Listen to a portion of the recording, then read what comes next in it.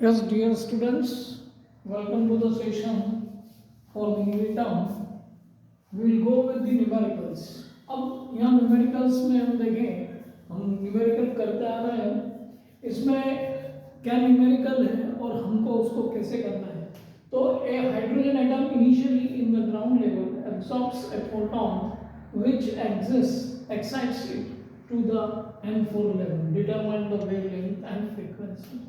Means यहाँ पर देखें कि हमको यदि दो एनर्जी लेवल पता होंगे, मतलब when it moves from one level to another level, उनका डिफरेंस हमको नेट एनर्जी दे देगा. तो सबसे पहला काम क्या करना है, हमको एनर्जी को कैलकुलेट करना है. और एनर्जी को कैलकुलेट करने के लिए हमको क्या कहा इसने, a hydrogen atom initially in the ground level absorbs a photon which excites it to the n equals to 4 level. Determine the wavelength and frequency. तो सबसे पहला काम हम ये करेंगे कि एनर्जी कैलकुलेट कर लेते हैं. तो एक वन लेवल पे हाई लेवल n1 ले लेते हैं. n1 इक्वल टू 1 दिया है हमको एनर्जी लेवल. तो यहाँ पर हम उसको कैलकुलेट करने के लिए सबसे पहला काम क्या करेंगे कि हमको पता है कि एनर्जी लेवल कैलकुलेट करने के लिए हमको E1 is equal to 13.6 upon n1 square electron volt. ये आपका एनर्जी लेवल कैलकुलेट करने का सिंपल फार्मूला आपके सामने है. अब यहाँ पर n1 की वैल्यू हमको दी हुई है, तो ये हो गया आपका -13.61 स्क्वायर इलेक्ट्रॉन वोल्ट. ये आपका एनर्जी लेवल आ गया ग्राउंड लेवल पर. अब हमको दूसरा एनर्जी लेवल जो पता करना है वो n1 इक्वल टू 4 पे पता करना है. तो यहाँ पर हम -13.6 अपॉन एनर्जी लेवल को देखें तो ये 4 का स्क्वायर हो जाएगा इलेक्ट्रॉन वोल्ट. ओके, अब इनका जो नेट डिफरेंस होगा वो हमको एनर्जी दे देगा. तो हम यहाँ ले लें total energy will be equal to E1 minus E2. Energy level जो होगा आपका, मैंने उल्टा लिख दिया है, basically it is E2 minus E1 होगा, higher level to lower level का डिफरेंस. तो यहाँ पर हम देखें E2 हमारा है -13.6 अपॉन 16 और ये आ गया आपका -13.6 अपॉन 1. इसको सिंप्लीफाइड कर लेंगे. तो सिंप्लीफाइड करते हैं तो हम 13.6 को यदि मैं कॉमन ले लेता हूँ तो ये हो जाएगा आपका 1 अपॉन 16 माइनस इंटू माइनस ये प्लस 1 हो जाएगा. Means 13.6 minus 1 plus 16 upon 15. तो ये हो जाएगा, सॉरी 15 तो यहाँ आएगा 13.6 इंटू 15 अपॉन 16 इलेक्ट्रॉन वोल्ट. ये आपका एनर्जी लेवल आ जाएगा E. तो E is equal to 13.6 into 15 upon 16. ये हमारा रिजल्ट आ रहा है. और इसको हम देखें तो इसको सिंप्लीफाइड कर लेते हैं. तो ये हो जाएगा आपका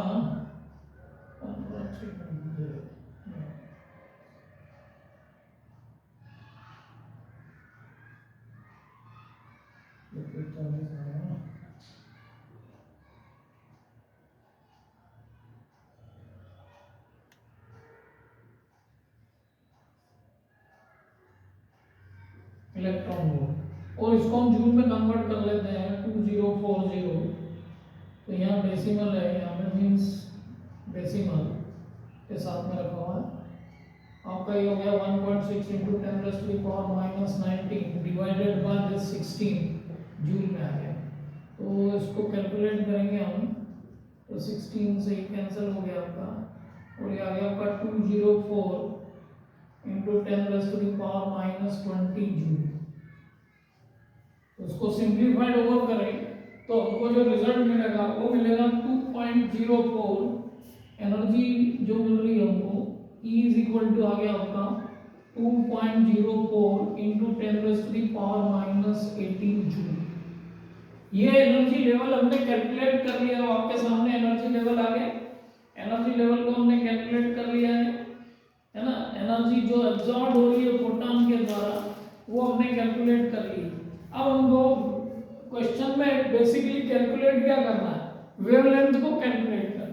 तो वेवलेंथ को कैलकुलेट करने के लिए हमको फार्मूला यूज करना पड़ेगा। इसको मैं इरेज कर देता हूँ। एनर्जी जो हमारी है उसको मैं नोट कर लेते हैं। E is equal to 2.04 into 10⁻⁻18 joule, ये हमारा एनर्जी आ गया।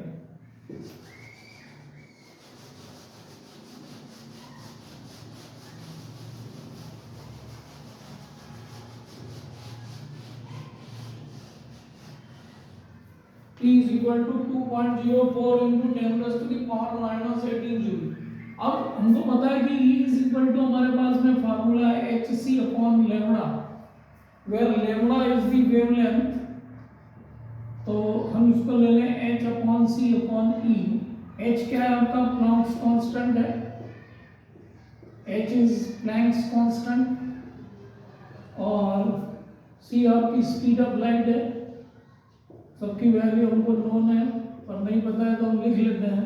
स्पीड ऑफ लाइट तो वही आपकी 3 × 10⁸ मीटर पर सेकेंड, और प्लैंक कांस्टेंट जो है वो होगा आपका 6.6 × 10⁻⁻34 जूल सेकेंड।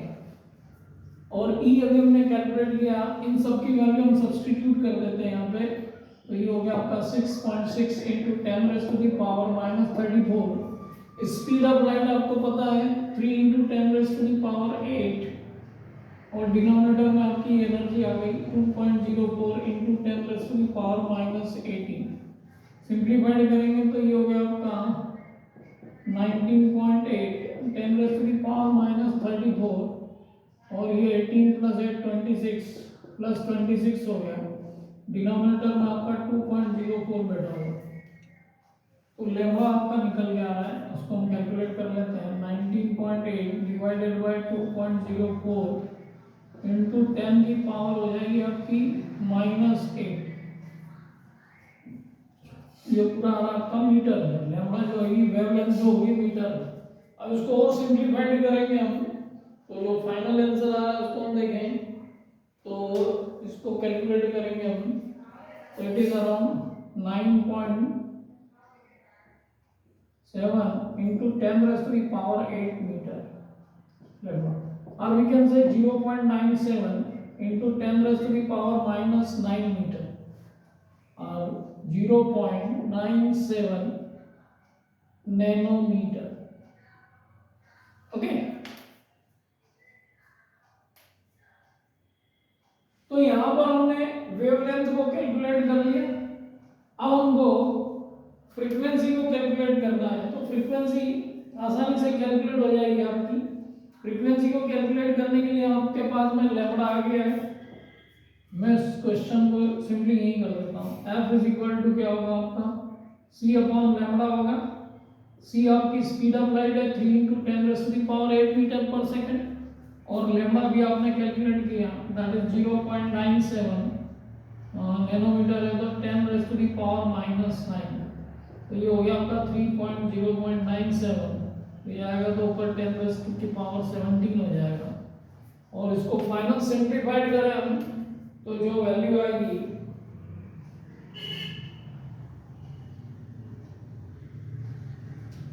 तो 0.97, इसको हम सिंप्लीफाइड करेंगे तो ये आएगा आपका 3.1 इंटू 10⁻15 हर्ट्ज हो जाएगा। तो frequency already we have calculated using this F is equal to C upon lambda. Wavelength हमने कैलकुलेट किया hc अपॉन E से। तो इस तरीके से हम जब भी न्यूमेरिकल करते हैं तो हमको कोरिलेट करना पड़ेगा टर्म्स को, कौन सी वैल्यू कहाँ से कैलकुलेट करना है वो हमको पता होना चाहिए, हमको आ जाना चाहिए दिमाग में।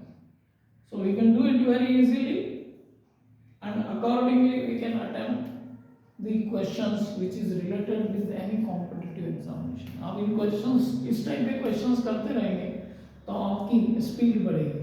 और स्पीड बढ़ेगी तो आप you can attempt the questions very easily and very fast. Okay, so now we will go with the next question using Bohr's model, उस पर हम आते हैं। तो यहाँ पर देखें इस क्वेश्चन में using Bohr's model calculate the speed of the electron in a hydrogen atom in the level n equals to 1 2 3 levels and part B जो है calculate the orbital period in each of these levels. अब इस question को देखने के बाद हमको clear हो रहा है कि हमको करना क्या है।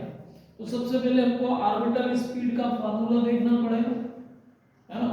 तो ऑर्बिटल स्पीड का जो फार्मूला है उसको हम देखते हैं।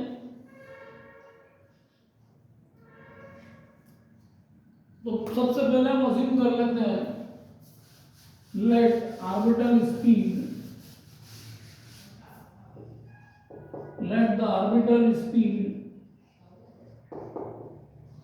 is v1।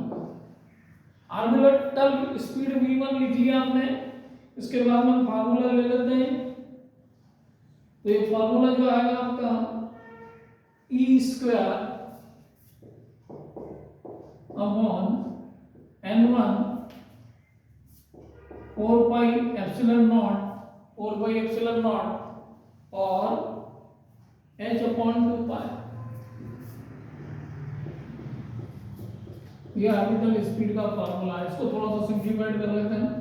तो ये हो जाएगा e स्क्वायर अपॉन n1 2 पाई मींस अभी हो गया 2 times epsilon naught into h। ये v1 को रिप्रेजेंट करेगा। v1 इज इक्वल टू ये फार्मूला आपके सामने आ गया 2 एप्सिलॉन नॉट। अब n1 क्या है यहाँ पे? तो n1 जो हम ले रहे हैं इक्वल टू v ले रहे हैं, तो 1 ले रहे हैं। तो v1 जो बनेगा आपका e square upon 2 epsilon naught into h हो जाएगा। ओके, अब e की वैल्यू मींस चार्ज की वैल्यू हमको नोन है।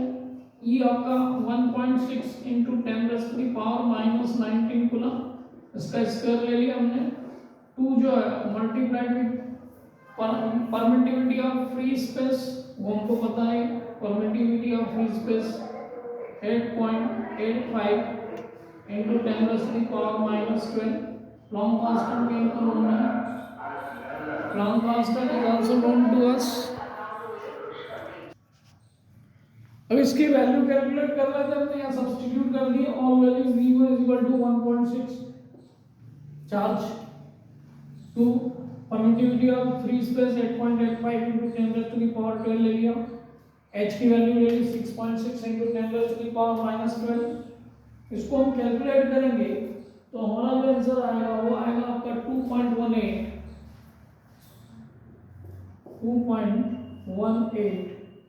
की पावर कम हो जाएगी और ये हो जाएगा आपका 10 raised to the power 6 metre पर second. Okay, 2.18 into 10 raised to the power 6 metre पर सेकंड आपका आंसर आ जाएगा। इसको हमने कैलकुलेट कर लिया। ये हमने n1 लेवल के लिए कैलकुलेट किया था। अब हम देखेंगे n2 लेवल के लिए। तो n2 लेवल के लिए भी हमको सेम फार्मूला यूज करना है, बट n2 की वैल्यू चेंज हो जाएगी। तो हम यहाँ पे v1 लिख लेते हैं आंसर में कि v1 what we have calculated. तो फॉर n1 v1 की वैल्यू आ गई हमारी 2.18 into 10 raised to the power 6 metre पर सेकंड।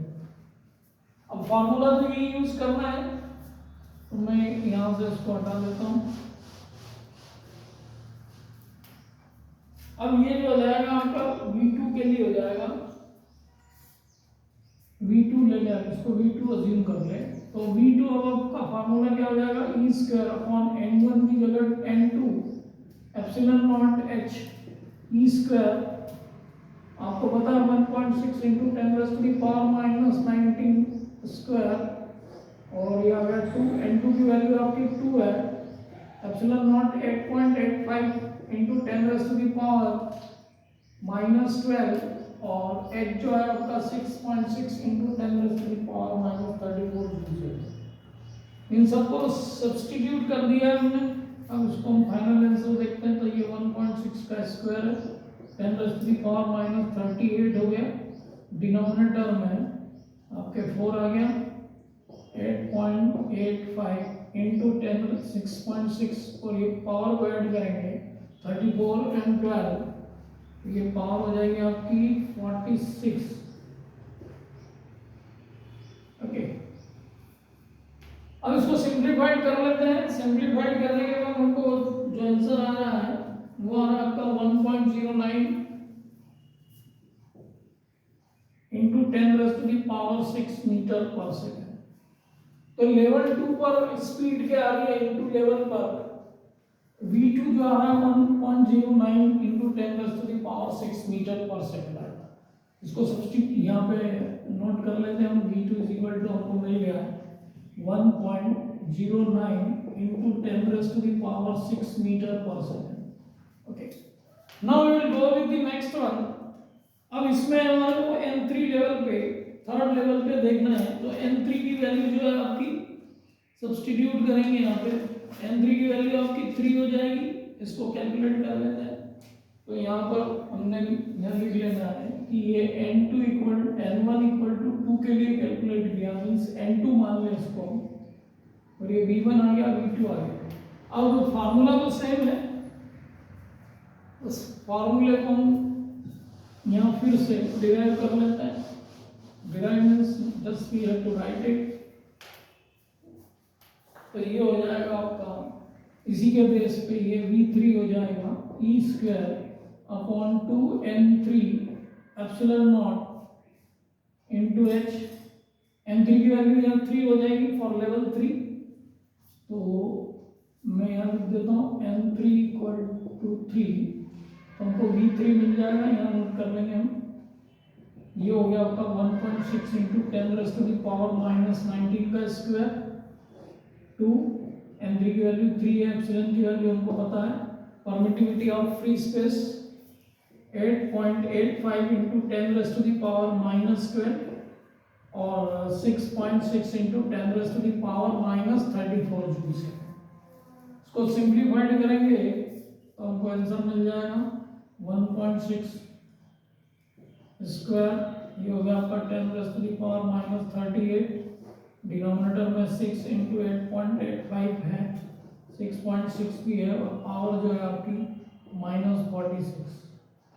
तो इसको सिंप्लीफाइड करते हैं हम v3 तो क्या वैल्यू आ रही है इसको देख लेते हैं।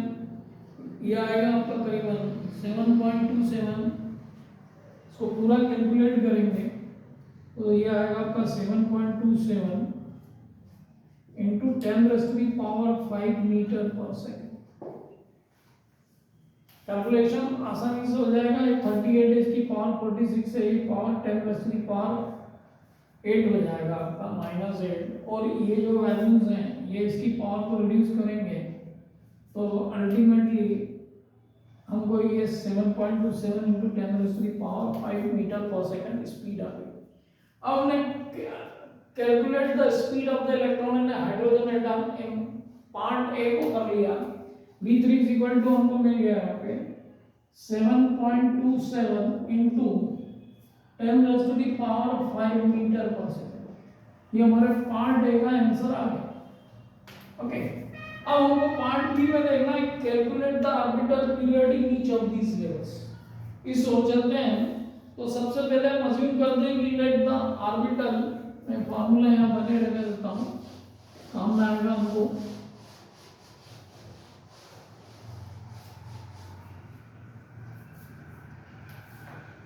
तो यहाँ हम अज्यूम कर लेते हैं पार्ट बी के लिए let the orbital period is t1। तो t1 के लिए हम फार्मूला देखें सबसे पहले basic formula.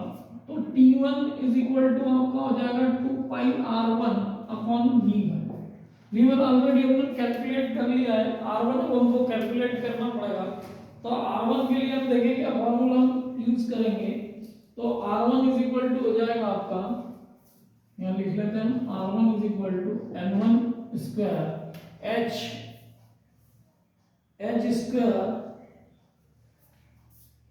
Square upon epsilon multiplied with epsilon not और ये आ जाएगा आपका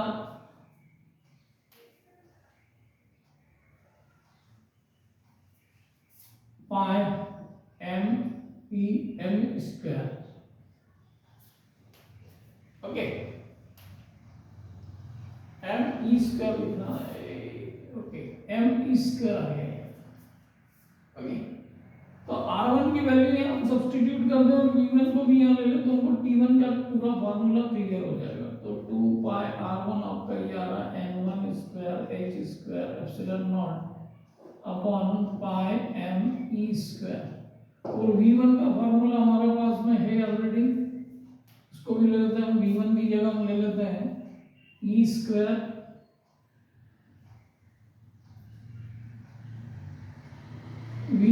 ई स्क्वायर आ गया आपका, और यहाँ पे ये 2 पाई से 2 पाई आएगा तो ये हो गया आपका multiplied with N1 into 2 epsilon not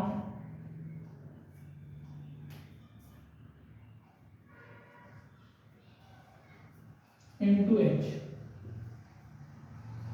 ये फॉर्मूला इस टाइप से आ जाएगा आपके पास में।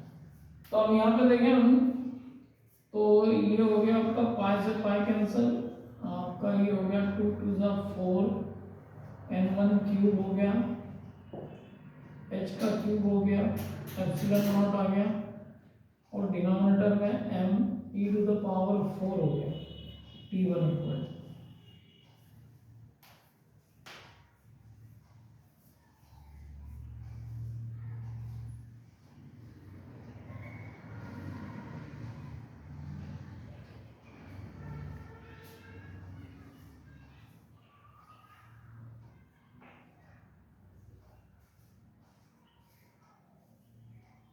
ये आपके सामने फार्मूला आ गया है।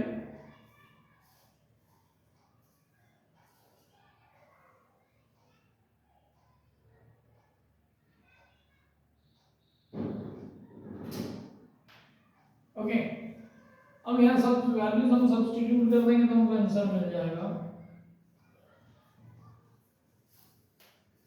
तो ये आ रहा आपका 4, N1 आपको क्या लेना है 1 लेना है। फिर डायरेक्टली आप V1 कैलकुलेट कर चुके हैं तो हम एक काम करते हैं, इतना लंबा न जाते हुए हम सिंपली V1 की वैल्यू ऑलरेडी हमारी कैलकुलेट है तो हम फार्मूले को लंबा क्यों करें। बेटर ये कि R1 को कैलकुलेट करना है तो R1 यहाँ पे आ जाएगा आपका T1 ऑलरेडी 2 पाई आ गया आपका, R1 की वैल्यू आ गई आपकी N1 मीन्स 1 का स्क्वायर, H आपका 6.6 into 10 raise to the power minus 34 joule है ही आपके पास में, और एप्सिलॉन नॉट जो है आपका 8.85 into 10 raise to the power minus 12 multiply कर दिया इसको। ओके, डिनोमिनेटर में आपके पाई है, मास ऑफ इलेक्ट्रॉन क्या होगा 9.1 into 10 raise to the power minus 31 kg। E charge हमको पता है 1.6 का square 10 raise to the power minus 19 का स्क्वायर, तो मैं डायरेक्ट लिख रहा हूँ यहाँ पे -38। और V1 हम कैलकुलेट कर चुके हैं, उसको लिखते हैं हम यहाँ 2.18 into 10 raise to the power 6।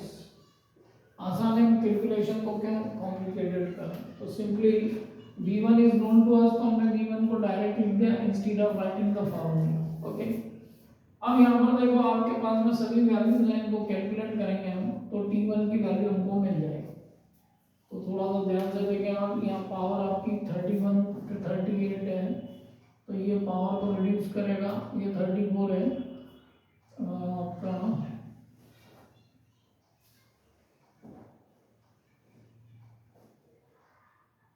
V1 की वैल्यू रखी हमने यहाँ 2 हो जाएगी इसकी, ठीक है।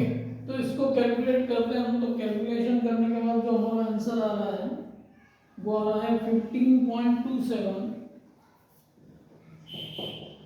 Into 10 raise to the power minus 17 second.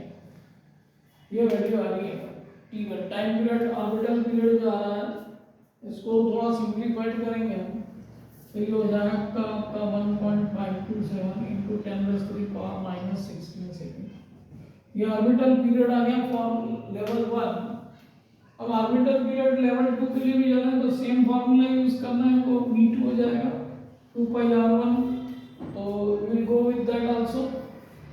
चलते हैं फॉर लेवल, ये तो आ गया हमारा for let the orbital period T1 for level n1। अब यहाँ पर हम देखें तो हमने एक आंसर निकाल लिया, इसको मैं यहाँ नोट कर लेता हूँ। T1 is equal to 1.527 into 10 raised to the power minus 16 second. Okay,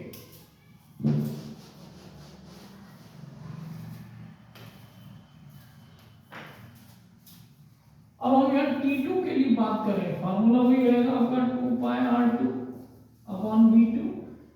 R2 यहाँ पे जो है R2 इंस्टेड ऑफ N2 हो जाएगा N2 का स्क्वायर। तो अब यहाँ वैल्यू सब्स्टिट्यूट कर सकते हैं इसकी। N2 मीन्स 2 हो गया, 2 का लेवल हो गया। H आपका 6.6 into 10 raise to the power minus 34 का स्क्वायर, और एप्सिलॉन नॉट आपको पता है 8.85 into 10 raise to the power minus 12। Pi आपको पता है, मास ऑफ इलेक्ट्रॉन भी हमको पता है 9.1 into 10 raise to the power minus 31 kg।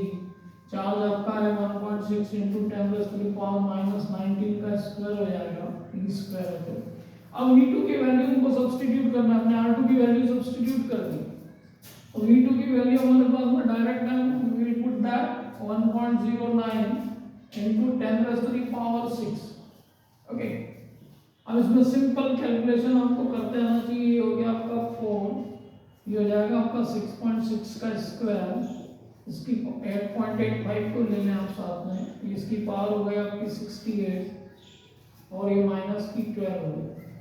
ये पावर ऐड हो रही है, डिनोमिनेटर में हम देखें तो आपके पावर को ले लेते हैं पहले हम 10 raise to the power minus 31 और ये 38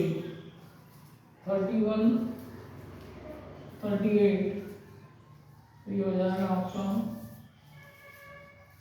69 और ये प्लस की 6 हो जाएगी पावर।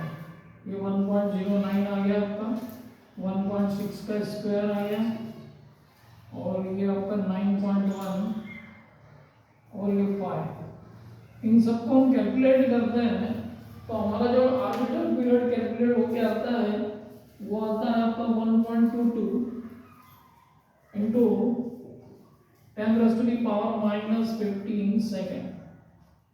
T2 को आप जो कैलकुलेट करेंगे, क्योंकि यहाँ पर क्लियर दिख रहा है 68 और ये 80 हो गया आपका, 80 में से पावर माइनस हो गया 63, और बाकी आप कैलकुलेट करेंगे तो ये होगा इस पर।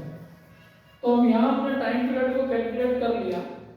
टाइम पीरियड को कैलकुलेट करने के बाद हम देखते हैं अब हमको लेवल 3 के लिए टाइम पीरियड कैलकुलेट करना है। तो देखें हम कैसे करते हैं इसको।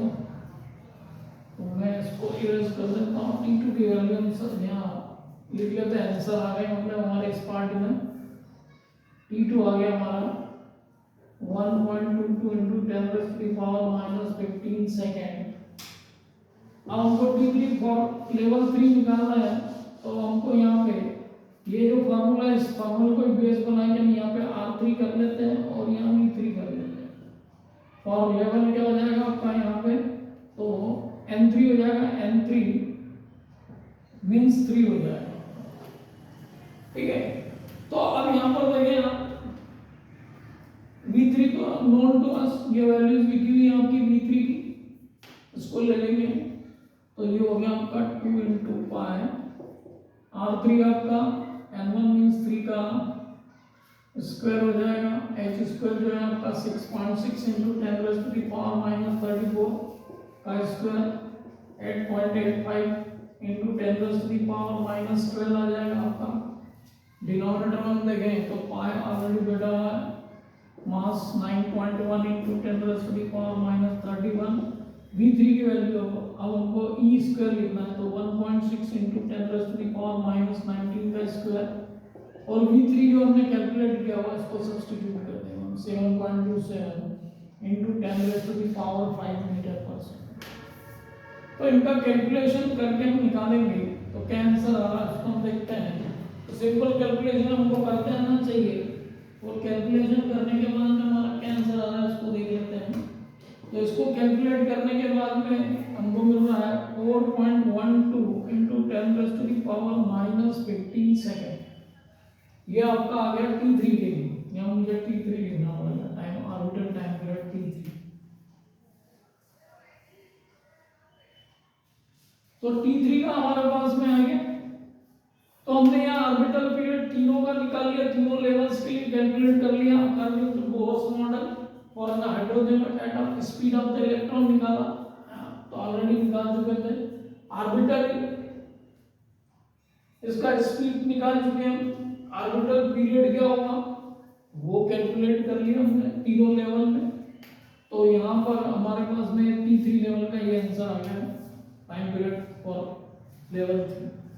तो इस तरीके से जब क्वेश्चंस आपके सामने होता है तो आपको उस क्वेश्चन को कैसे करना है उसके लिए आपको प्रैक्टिस चाहिए। और एक या दो बार आपने उस क्वेश्चन को अटेम्प्ट कर लिया, उस टाइप के क्वेश्चंस को आप अटेम्प्ट कर चुके हैं, तो आप आसानी से इन क्वेश्चंस को कर सकते हैं, उस न्यूमेरिकल को कर सकते हैं। और न्यूमेरिकल फिजिक्स की जान है, ऐसा मेरे हिसाब से आपके कंसेप्ट क्लियर करने में सबसे ज़्यादा हेल्प करता है। So once you have got your concept clear, then you can do all the questions which is related to the given topic, and you can face the questions, tricky questions also. So और हम आगे चलेंगे numerical के साथ में, और जो भी न्यूमेरिकल्स हैं आपके द्वारा कोई न्यूमेरिकल यदि आप पोस्ट करते हैं कमेंट बॉक्स में, so we will also solve these questions. So be with us, join us, subscribe our channel so you get more numericals on the topics of the physics.